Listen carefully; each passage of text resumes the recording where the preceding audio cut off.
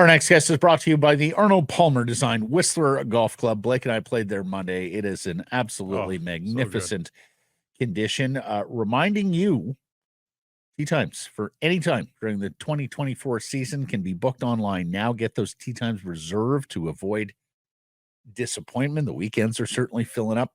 And if you have a group of 12 or more, enter Arnie's Army Golf Getaway, where you and 11 friends could play for free. To book a tee time or enter the contest, visit whistlergolf.com. And we welcome back to the program NHL insider of the Frankly Speaking podcast, Daily Faceoff. He's at Rogers Place in Edmonton, Mr. Frank Seravalli. How you doing? Pretty good. How are you guys? Yeah, very well. You had the big story on Ilya Mikheyev yesterday, Frank. Tell us where that stands. Yeah, it's just maybe if you look at the Vancouver Canucks cap situation, probably not all that much of a shock. Think back to his playoffs, think back to last season, 1 goal in 61 games to close out the season. It was certainly disappointing, and his play wasn't at the level that's commensurate to his cap hit.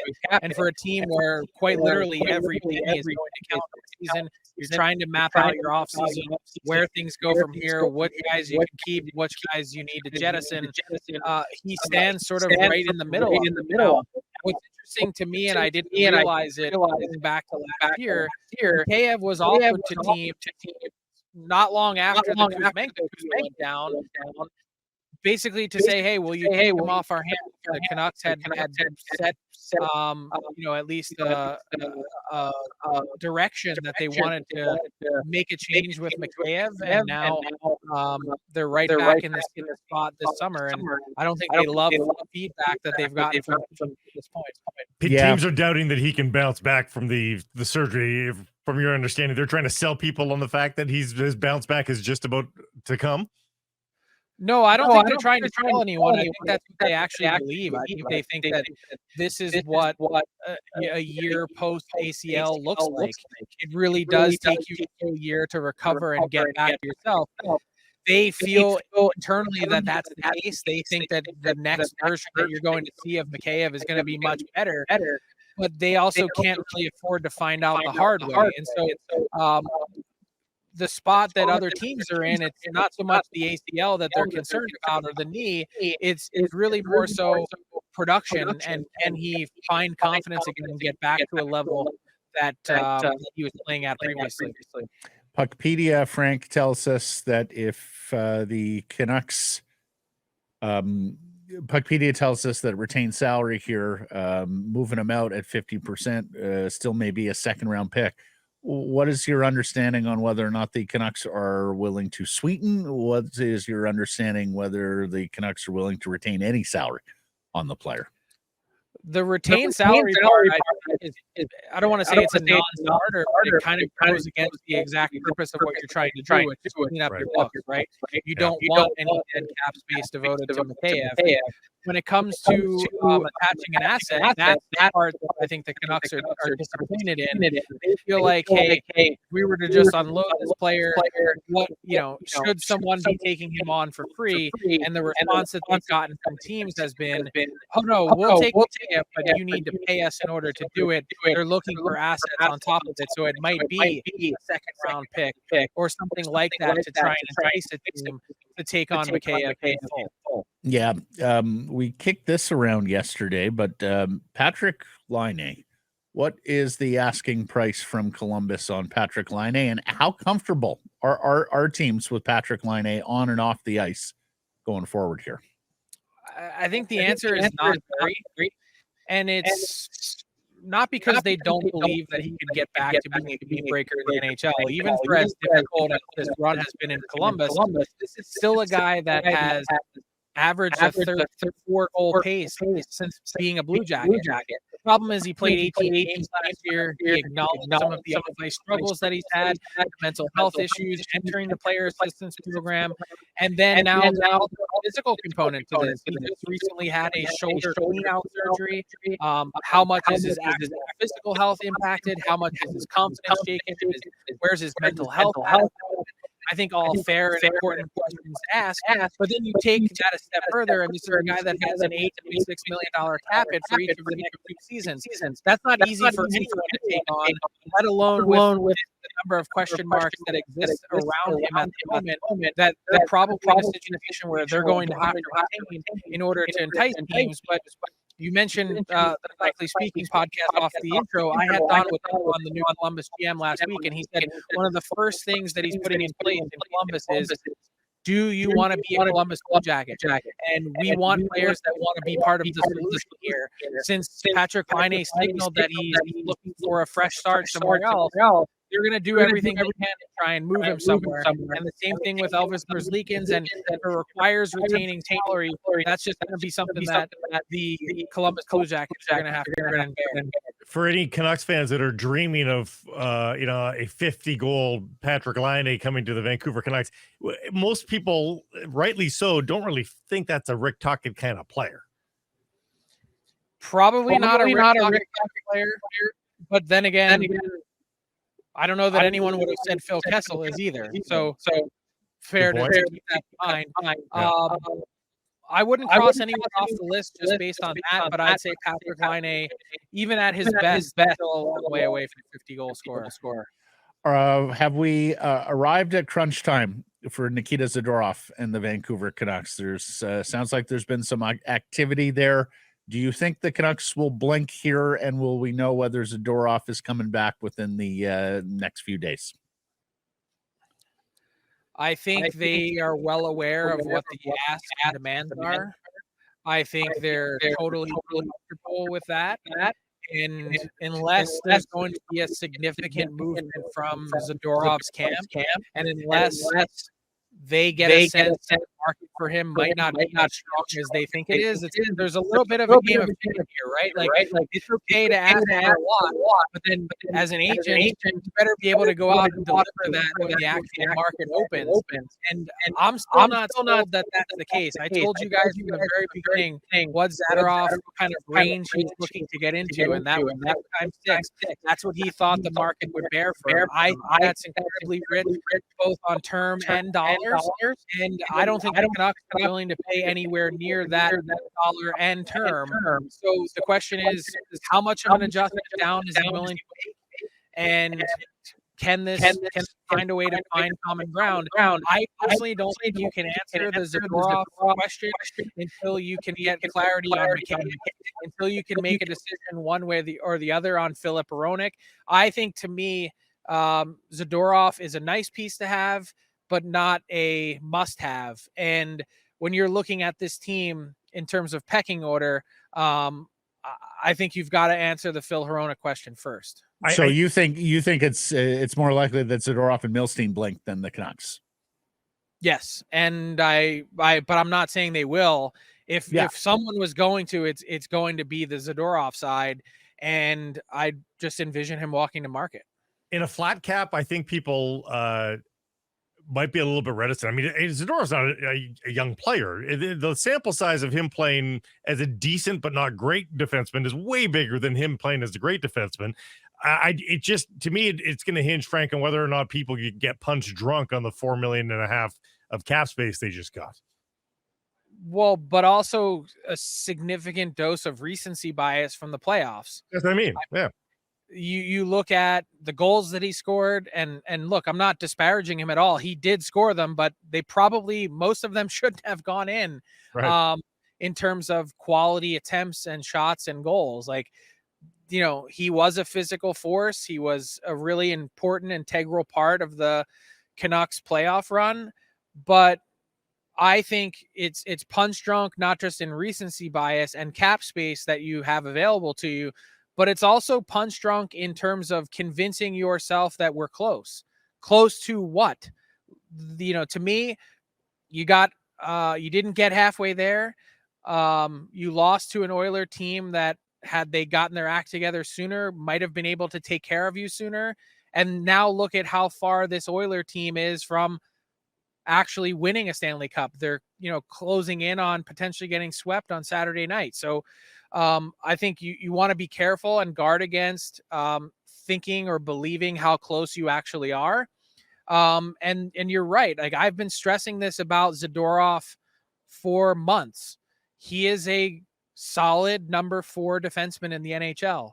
And when you get into a spot where you pay those guys major term and major dollars and expect them to start playing like a 2, you get in big trouble every single time. Speaking of a number 2, Filip Hronek has gone a little bit quiet in terms of negotiations. Do you see a deadline, like an artificial deadline by the Canucks at the draft or at July 1st, or do they internally have more time in their own minds? No, I think the clock is ticking. I think they're looking at a situation where the deadline to me is not the draft, but it's arbitration filing date. I mean, it's abundantly clear. To me, I only see 2 paths here. I've seen and heard people talk about arbitration. I think that's absolute nonsense. It's a way to produce a contract for 1 more year, but it's an artificial result in that the writing's on the wall. You're going to keep him for 1 more year and then walking him to ARB. He's now going straight to market after that. So your choice now is either bite the bullet and re-sign him, or you're trading him, sometime over the next 3 weeks in order to try and recoup 60 cents on the dollar of what you paid for him, because the next team then has to go out and answer the same exact question that you're trying to solve for now, which is, what's the next contract? Yeah. So the draft is such a big trade market. You don't think that's the deadline then? Re-signed long-term, or we have to explore world. Yeah. I mean, you would want to try, because that's the time that ideally everyone's setting their roster. Of course, that'd be the time to make it happen. But to think that if you get past that point because you're confident that somehow it's going to materialize and it hasn't, then, to think that some team isn't going to step up to try and get their hands on Filip Hronek right around arbitration time, I certainly wouldn't rule that out. So you used the term artificial. I think that's exactly what the deadline is. But to think that these two sides, that anyone on either side thinks it's in their best interest to go to arbitration here, that doesn't make any sense to me. That doesn't compute. Jake Guentzel. We know they pursued him at the deadline. Is Guentzel going to consider Vancouver and Canada because of the familiarity with Tocchet and the management group? Or do you think they're a long shot on Guentzel? I don't think they're a long shot. I think the familiarity is hugely important. I think playing on a team with a chance to win again is really important. And I think getting close to market value price for a guy that's been really underpaid the last number of years is also hugely important. That's the rub in all of this, is that even if he is to consider Vancouver, and even if that familiarity and chance to win is high on his list,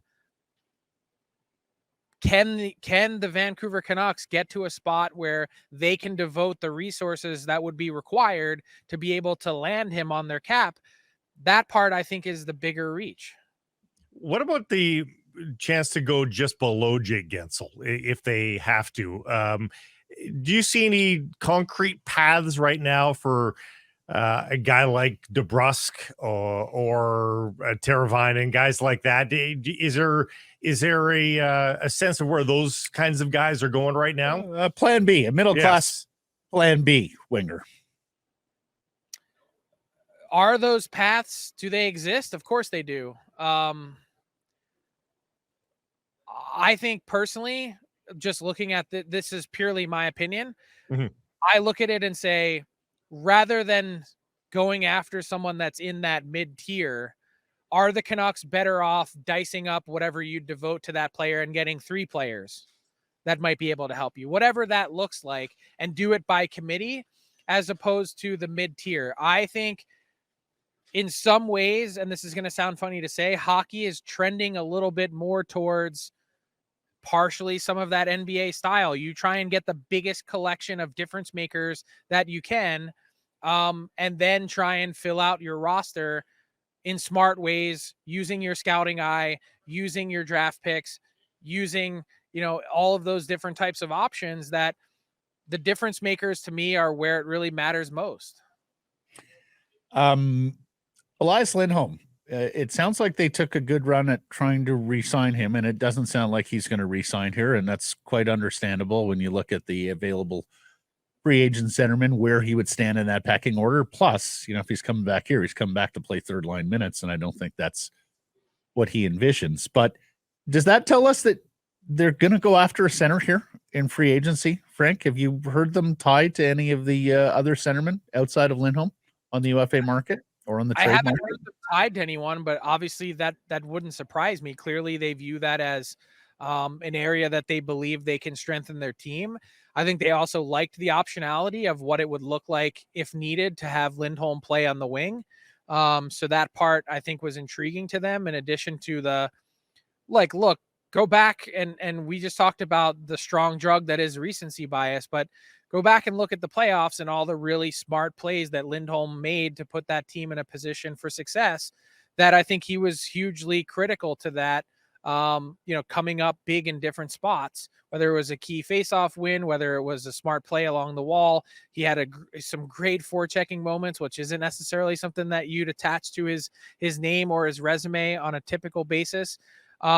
That said, what it tells me more than anything, and I think is maybe a little bit surprising, is that the Lindholm camp believes that they've got something out there on the market that's really going to blow away what the Canucks think that Lindholm is at, and what a lot of other people around the league think Lindholm is at after a disappointing 44-point season in which he's leaving tens of millions of dollars on the table based on what was offered to him in Calgary. The question is exactly how many.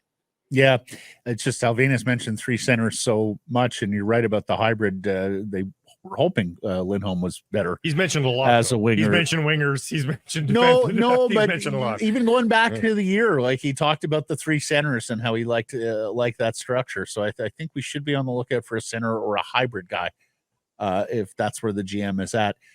Lastly, for me, Frank, you told us about Brandon Duhaime all those months ago that the Canucks were pursuing him prior to the trade deadline. He winds up going to Colorado and really not doing much. But is the interest still there in Brandon Duhaime, who hits the free agent market on July 1st?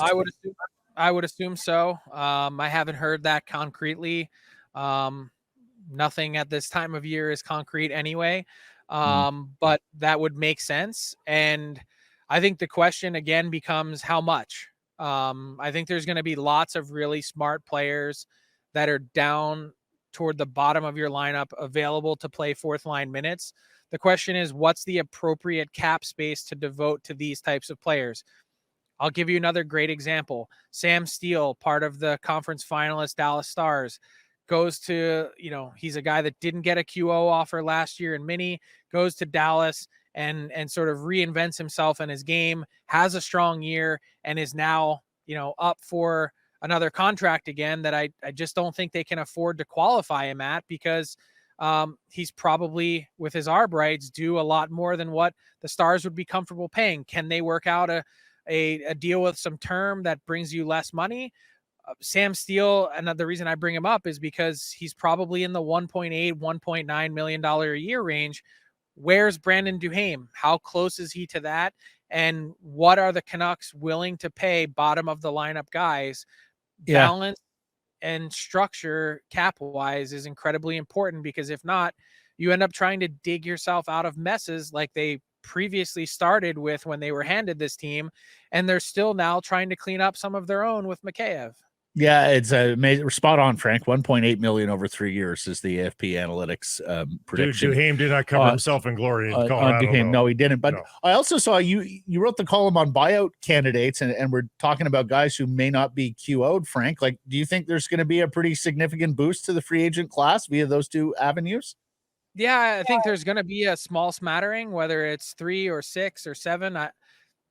Look, it all depends on each team's risk profile.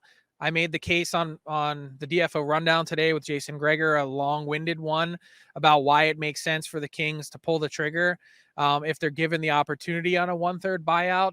You've made a mistake. You've contributed significant assets to acquiring this guy.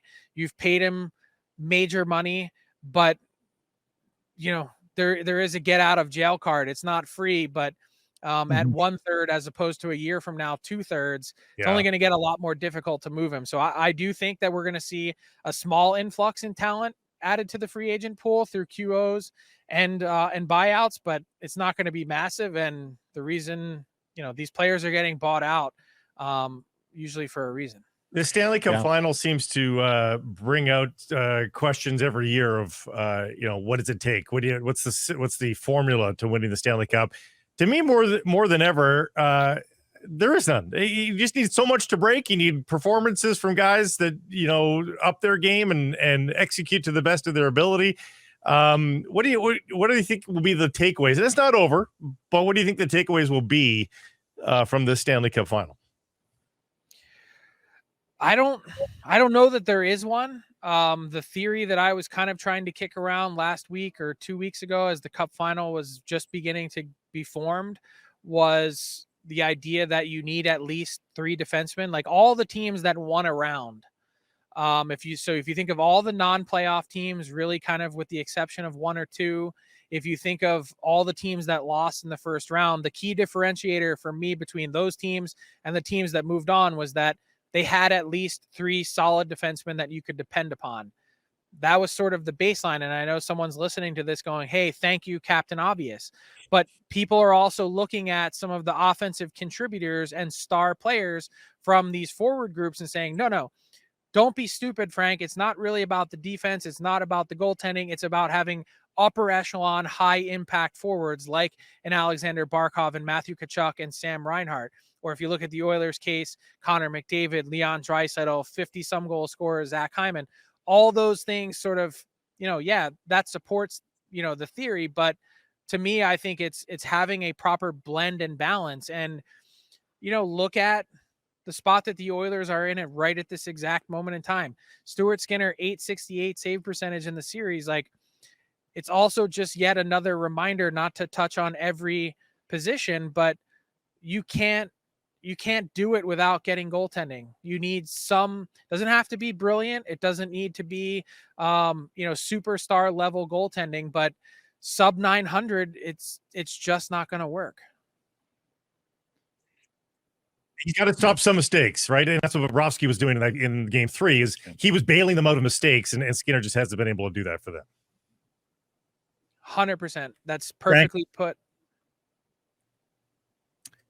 Frank, as much as you love Edmonton and the Blue Jean denizens of that town, you are just a couple of days away, my friend, from being back home in Philly and no more travel for the Stanley Cup playoffs.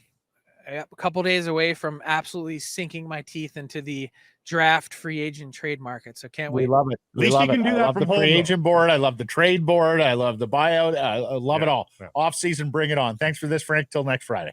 See you guys. Hey, everybody, if you're enjoying what you're seeing here, then follow along with Sekeres and Price on YouTube. I promise more content coming. The kids call it subscribe on YouTube. Well, how about liking it? Do that as well. Smash it right now.